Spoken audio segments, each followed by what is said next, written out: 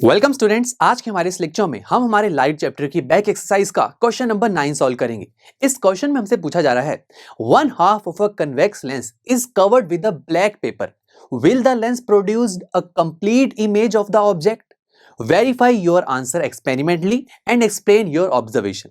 तो दोस्तों यहां हमसे पूछा जा रहा है कि अगर मेरे पास एक कन्वेक्स लेंस है, इसके सामने लेट से मैंने एक ऑब्जेक्ट को प्लेस किया, तो दोस्तों जैसे कि हमें जानते हैं कि ये ऑब्जेक्ट से तो बहुत सारी डायरेक्शन में लाइट रेस निकलती हैं, तो हमें जानते हैं कि ये सभी लाइट रेस इस कन्वेक्स लेंस से जब रिफ्रैक्ट होंगी तो किसी ना किसी पॉइंट पर तो मीट करके एक इमेज की फॉर्मेशन करेंगे। अब हमने यहां पर क्या किया, इस कन्वेक्स लेंस के हाफ पार्ट को ब्लैक पेपर से कवर कर दिया, यानी कि अब इस पार्ट से लाइट क्रॉस नहीं कर सकती। तो क्या अब इमेज की फॉर्मेशन होगी? हाँ जी, बिल्कुल होगी, बिकॉज हमें जानते हैं कि एक इमेज की फॉर्मेशन करने के लिए हमें एटलीस्ट टू रेज चाहिए। ये टू रेज तो दोस्तों ऊपर वाले पार्ट से ही निकल जाएंगी, तो इमेज तो फॉर्म हो जाएगी, सही है।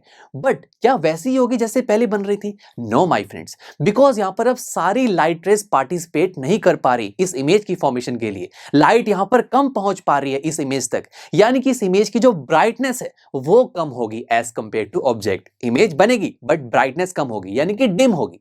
अब इसे एक्सपेरिमेंटली कैसे देखा जा सकता है? बहुत सिंपल है। आप एक कन्वेक्स लेंस लीजिए, उसके सामने एक कैंडल प्लेस कर दीजिए।